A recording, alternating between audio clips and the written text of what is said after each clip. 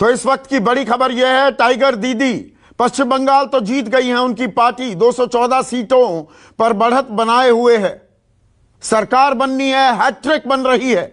लेकिन कहानी में ट्विस्ट है, there is a sting in the tell.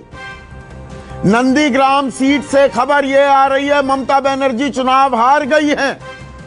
1600 vote से शुभेंदु अधिकारी ने, जो कभी उनके सिपह सालार हुआ करते थे लेकिन बीजेपी में चले गए, शुभेंदु अधिकारी ने ममता बनर्जी को 1600 वोटों से हरा दिया है।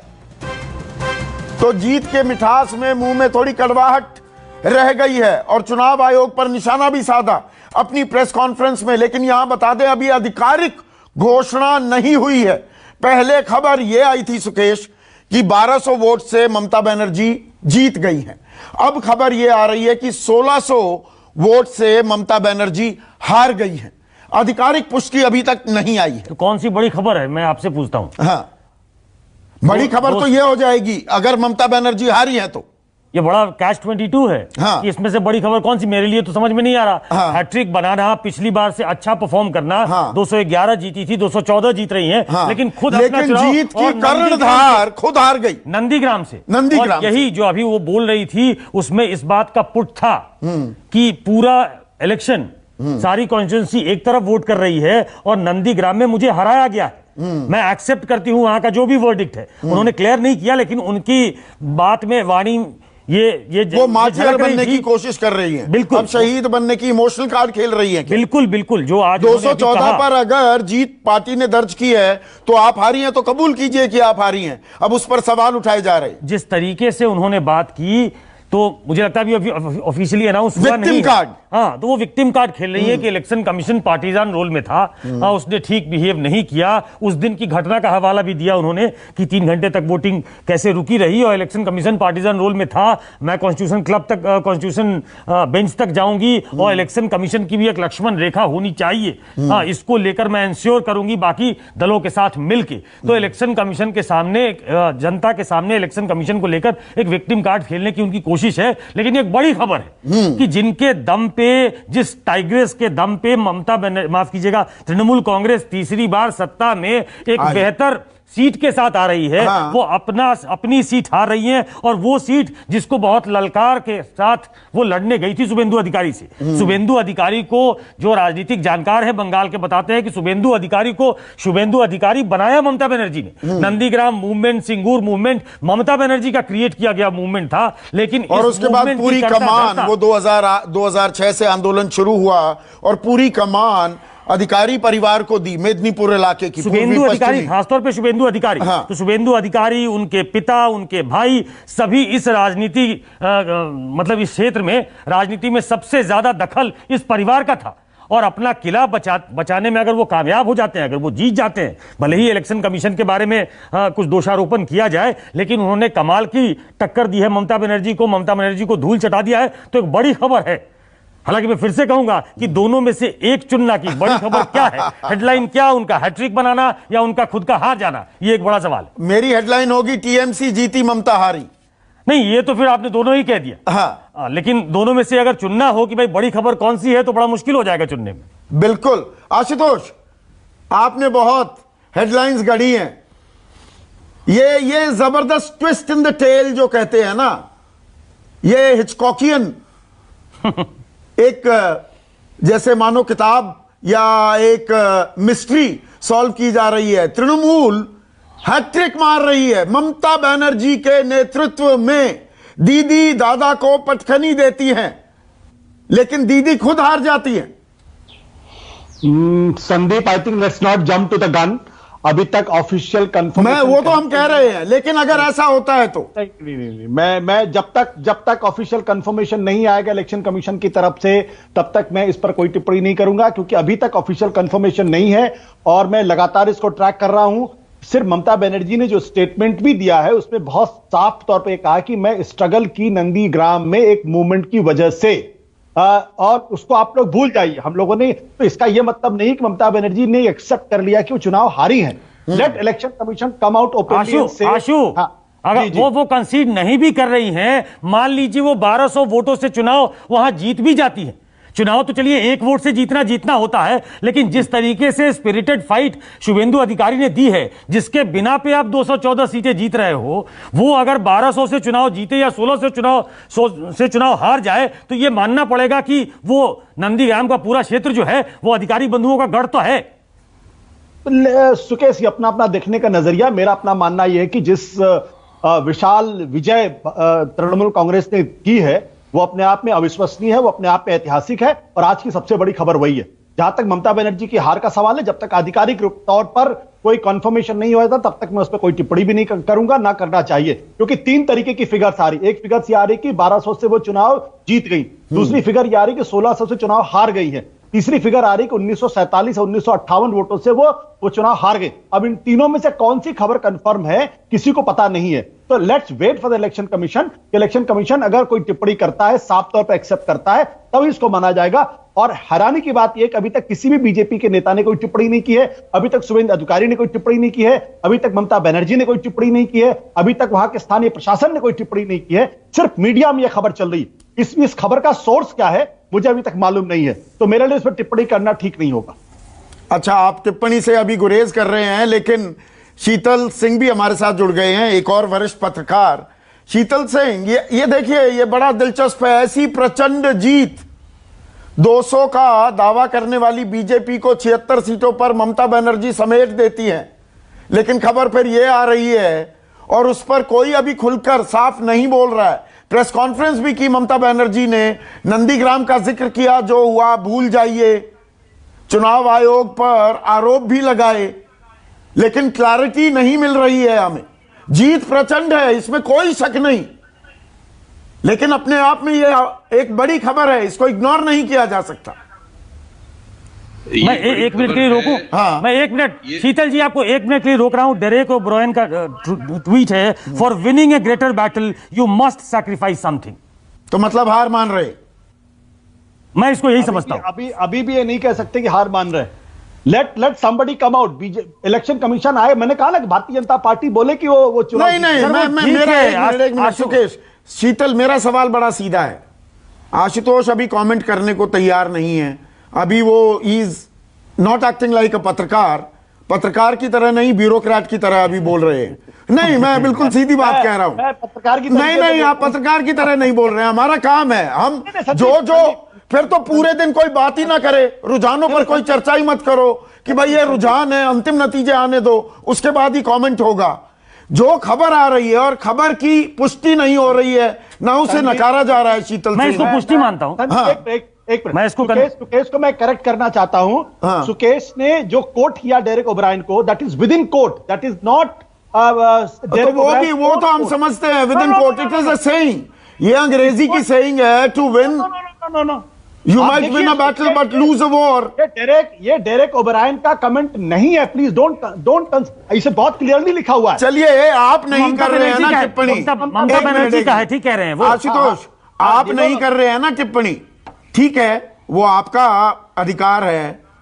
मैं एज एन एंकर ये सवाल पूछ रहा हूं और मुझे लगता है ये बिल्कुल वाजिब सवाल है आज, जिसका हमें जवाब तलाशना चाहिए। कोई बोल नहीं रहा है। शीतल सिंह, जबरदस्त जीत है, बिल्कुल है।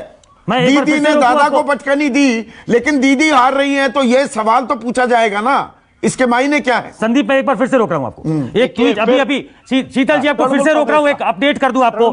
तृणमूल कांग्रेस का एक ट्वीट आया है, the counting process for Nandigram has not been completed, please do not speculate. ये ऑल इंडिया तृणमूल कांग्रेस का एक ऑफिशियल अभी ट्वीट आया है कि काउंटिंग प्रोसेस पूरा नहीं हुआ। यहाँ पर ये प्याज बन रहा है, ये परत दर परत अभी खुल रही है।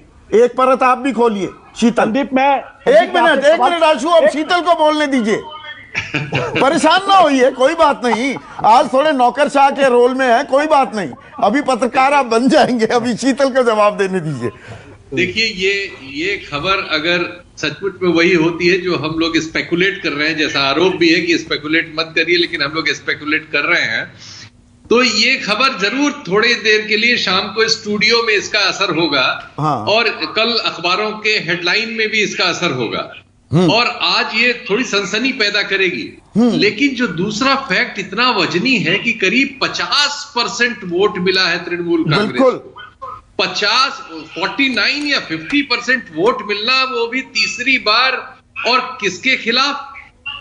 भारतीय जनता पार्टी के सबसे, भारत के इतिहास में अब तक इतने ज्यादा लोकप्रिय प्रधानमंत्री के लगातार किए गए कैंपेन के खिलाफ, गृह मंत्री के लगातार वहां मौजूद होने के खिलाफ, और जो खर्च वगैरह किया गया है, अभी उस पर खबरें नहीं आई हैं। बांग्लादेश से भी कैंपेनिंग हुई, विदेशी जमीन से भी पश्चिम बंगाल के लिए कैंपेनिंग हुई। शीतल भाई, देखिए, लोग जो है इन सब चीजों को मिला के देख रहे हैं। हम लोग जरूर स्टूडियो में ये चीज हमें उत्तेजित करेगी, उसमें एड्रेनलिन है। हाँ। कि ममता बनर्जी ही हार गई, जबकि वो 214 सीट जीत रही हैं, जबकि वो 50% वोट पा रही हाँ, हैं। तो उसका जवाब मैं तलाशना चाहूंगा। लंगड़ी टांग से बुलडोज कर दिया, ये सब सही है। नहीं, ये स्कॉर्पियन मिस्ट्री बन रही है ना। तृणमूल कह रहा है अभी चुनावी वोटों की गिनती का प्रोसेस जो है, प्रक्रिया खत्म नहीं हुई। एक जगह आता है 1200 से जीत गई, एक जगह आता है 1600 से हार गई। एक चीज इसमें और लीजिए कि ये सीट बीजेपी ने चुनौती के तौर पर कही थी कि अगर उनमें दम है तो वो नंदीग्राम से लड़के दिखाएं। हाँ। उन्होंने एक राजनीतिक साहसिक फैसला लिया कि अपनी सीट भवानीपुर छोड़ के कहा, मैं यहीं से लड़के दिखाती हूं, यहीं से तुमको हरा के दिखाती हूं।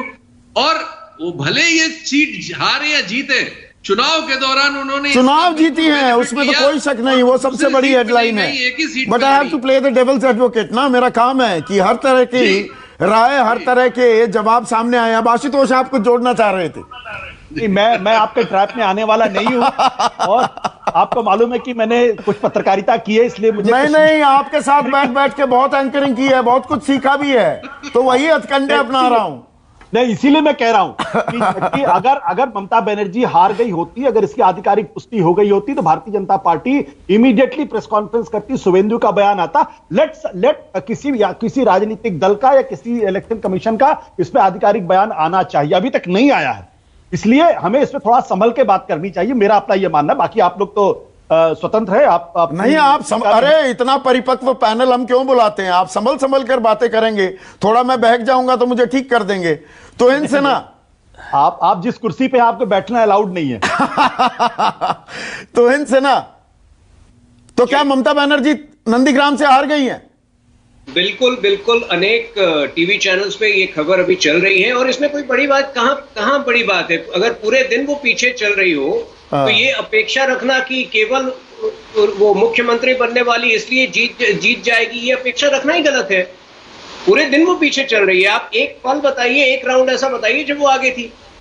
एनीवे, आज मेरे ख्याल से मैं जो बड़ी बात नहीं, बीजेपी की तरफ से कोई आधिकारिक बयान नहीं आ रहा है अभी तक। आ जाएगा। नहीं, तृणमूल कह रही है कि नहीं, अभी तो चुनावी वोटिंग की गिनती की प्रक्रिया जारी है, प्रोसेस इज स्टिल ऑन। बहुत सारी ऐसी सीटें हैं जहां पे अभी औपचारिक बयान नहीं आए, या इवन इलेक्शन कमीशन के तरफ से वो क्लोज नहीं किया गया है, घोषित नहीं किया गया है। तो उनमें एक सीट नंदीग्राम भी है। मुझे नहीं लग रहा है कि यहाँ कोई मतभेद या यहाँ कोई रहस्य है कि अगर पूरे दिन वो पीछे चल रही, अगर एक राउंड में भी आगे होती, तो ये कॉन्सोलेशन प्राइज होगा आपका। अब आप ये कहेंगे, देखिए हमने बंगाल तो हार गए, ममता को हरा दिया। पर नहीं, आज ये मैं उस तरह का प्रवक्ता नहीं हूं। आज मैं बधाई देना चाहता हूं। अच्छा, अभी आ रहे हैं संजय भाई, आपके पास आ रहे हैं, पूरा वक्त देता हूं मैं। पहले अभी तो है, अभी नहीं, अभी आपकी बारी नहीं तो है ना, आप बोलिए। ममता बनर्जी ने तमाम चुनौतियों के बावजूद अच्छा प्रदर्शन किया है, और वो बधाई की पात्र है। लोकतंत्र में विनम्रता पूर्वक आपको परिणाम स्वीकार करना चाहिए। और अगर मैं आपको ये भी कह रहा हूं कि अगर आज हमें 200 से ऊपर सीटें मिली होती, तो सारा विपक्ष और आशुतोष जी भी ईवीएम पे प्रश्न उठाना शुरू कर देते। हम ये नहीं करेंगे। क्या कारण है हार का, वो हम ईवीएम। अच्छा, केंद्र सरकार आप ही ईवीएम पर सवाल उठाएंगे, आप ये कर सकते थे? नहीं, हम तो कभी करते ही नहीं। नहीं, आपने कहा ना। नहीं, आजकल ये बड़ा वो सोशल मीडिया पर बहुत से लोग आजकल ये कह रहे हैं, अरे ईवीएम की बात करने वालों के मुंह में दही जम गई। हमने केवल एक बार ईवीएम पे सवाल उठाया था 2010 में, और वो आज भी कोर्ट के कुछ समय तक चल रहा था। ना, थोड़ी जानकारी मुकम्मल कर लीजिए। 2009 में सवाल उठाया, लाल कृष्ण आडवाणी ने उठाया, आपके सांसद। अरे सुनिए ना, तो दर्शकों को पता लगे, आपकी भी थोड़ा ज्ञानवर्धन हो जाएगा जीवीएल नरसिम्हा राव, उन्होंने बाकायदा एक किताब लिखी, उसकी प्रस्तावना लाल कृष्ण आडवाणी ने लिखी थी और उसमें कहा था कि जब जर्मनी जैसे विकसित देश भी ईवीएम का इस्तेमाल नहीं कर रहे, हम क्यों कर रहे हैं? यह 2009 की लोकसभा चुनाव की हार के बाद का वाकया है। उसका कारण क्या था? चिदम्बरम जी की जो गिनती चल रही थी उनके कॉन्स्टिट्यूएंसी में कम से कम 3 बार परिणाम बदले गए थे और वो कुछ समय पहले तक वो कोर्ट केस चल रहा था। तो मतलब वो ईवीएम की तो वो बात ठीक है। संजय सरकार, केवल क्या अभी काउंटिंग जारी है नंदीग्राम में?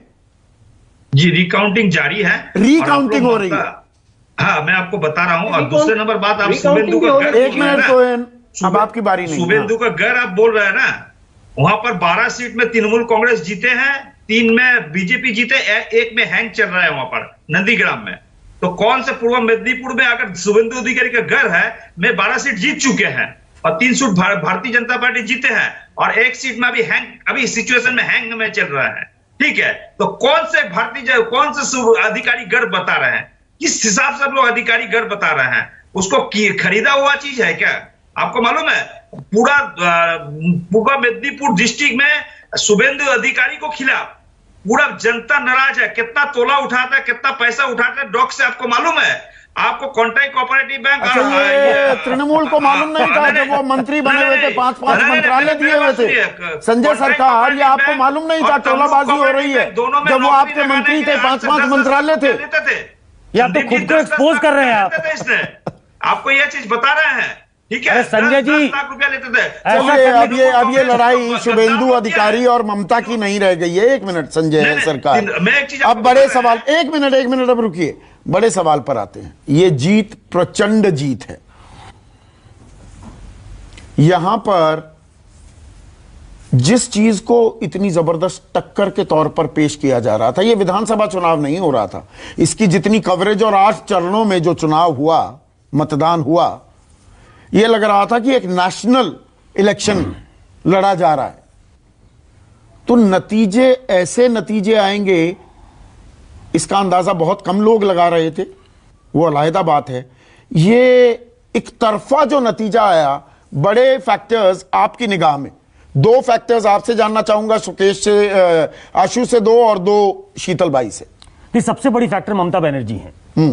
ममता बनर्जी का जो सारे ऑनस्लॉट को झेलते हुए एक फाइटर के तौर पे इमर्ज करना और उसमें एक सिंपैथी का पुट कि बंगाल की बेटी बनकर सामने आना, तो ममता बनर्जी का फ्रंट से लीड करना, जो उनकी फाइटर इमेज है, जो स्ट्रीट फाइटर की इमेज है, और इस बार वो इंजर्ड स्ट्रीट फाइटर, वो एक सबसे बड़ा फैक्टर था। और मैं बार बार कहता हूं कि विमेन जो मोदी की ट्रेडिशनल वोटर मानी जाती है, मुझे लगता है कि उन्होंने ममता बनर्जी को पारघाट लगा दिया है। आशु 45 सेकंड, 2 बड़े टेक अवेज इस चुनाव में। ये कोई कांटे की टक्कर नहीं रही, ये एक तरफा चुनाव हुआ है। ये जो आंकड़े बता रहे हैं, इट्स अ राउट। देखिए, पहली खबर मेरे हिसाब से यह है कि देश के प्रधानमंत्री नरेंद्र मोदी विधानसभा चुनाव भारतीय जनता पार्टी को पूरी तरीके से नहीं जिता पाते, और यह कम से कम 13वां ऐसा चुनाव है जहां पे भारतीय जनता पार्टी विधानसभा के चुनाव में हारी है। विधानसभा के चुनाव में और लोकसभा के चुनाव में वोटों के परसेंटेज में बीजेपी को डिप मिलती है। जहां नरेंद्र मोदी चुनाव लड़ते हैं वहां उनके साथ प्लस वोट चलता है जो उनको जिताता है, लेकिन जब वो विधानसभा में पार्टी के लिए वोट मांगते हैं तो उनको उस तरीके से डिसाइसिव मैंडेट नहीं मिलता है। आज की तारीख में बीजेपी को 40% वोट लोकसभा में मिला था, अभी जो ताजा जानकारी मिली 37% के आसपास उनको वोट मिला है, जबकि ममता का वोट परसेंटेज 44% से या 42% से बढ़ के 48 और 49 तक पहुंच रही, 7-8% बढ़ा हुआ उनका वोट है। तो ये एक कहानी है जिसको हमें कहना चाहिए। दूसरी बात, कांग्रेस पार्टी का बुरी तरीके से राउट हुआ है, लेफ्ट फ्रंट पूरी तरीके से गायब हो गया है। भारतीय जनता पार्टी एक बहुत मजबूत विकल्प के तौर पर पश्चिम बंगाल में उभरी है। सीटें भले कम हैं, लेकिन वोटों का परसेंटेज भविष्य में उनके लिए उम्मीद जताता है। पर यह नेशनल इलेक्शन के तौर पर किया गया तो यहां की हार चुभेगी शीतल बीजेपी को, और आने वाले दिनों में क्या दर्द देगी? बीजेपी को इस बंगाल के चुनाव के नतीजे से बहुत बड़ा नुकसान पैन इंडिया हुआ है, बहुत बड़ा। एकाएक उसका जो जोश था, अगर वो यहां 130-40 सीट भी लाती तो उसके कार्यकर्ताओं में पूरे देश में इतना जोश होता कि वो चीजें बदल देते। मैं उत्तर प्रदेश में हूं और गांव में हूं, मैं फील कर रहा हूं। आज सुबह से मुझसे जो पूछ रहे हैं, जो जानते हैं कि मैं पत्रकारिता से जुड़ा हुआ हूं, मैं उनके भाव भंगिमा से समझ रहा हूं कि इसका असर उत्तर प्रदेश तक में कितना हुआ है। ये बहुत बड़ा चुनाव था, क्योंकि इसको बीजेपी ने बहुत बड़ा कर दिया, इतना बड़ा कर दिया था कि प्रधानमंत्री वहां रोज नजर आते थे।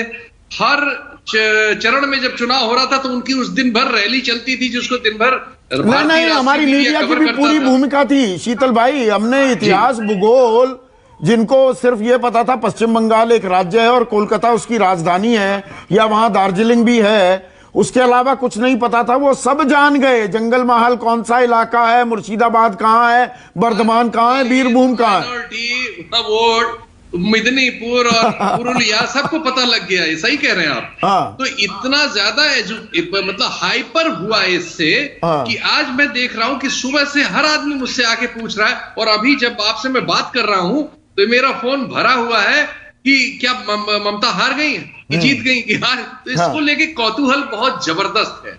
तो निश्चित तौर पर इसकी भरपाई भारतीय जनता पार्टी को पूरे देश में करनी होगी। और कहीं ममता बंगाल से, कलकत्ते से बाहर निकलती हैं, देखिए विपक्ष में भी मैदान खाली है। राहुल गांधी वो जगह भर नहीं पा रहे हैं। एक गठजोड़ जैसी चीज कुछ बनने के आसार हैं, ममता उसमें एक बड़ी भूमिका में आ सकती। तो मतलब राजनीति का ऊंट जो है ना, अब वो करवट लेता दिखाई दे रहा है, और ये पीड़ा देगा ये नतीजा। बीजेपी 3 से 76 पर तो आ गई है, पर आने वाली जो राजनीति है देश की, उसमें थोड़ा पीड़ा देगा, थोड़ा क्या ज्यादा भी दे सकता है ये नतीजा और ये रुझान। एक छोटा सा ब्रेक ले रहे हैं, ब्रेक के बाद सबसे बड़ा सवाल।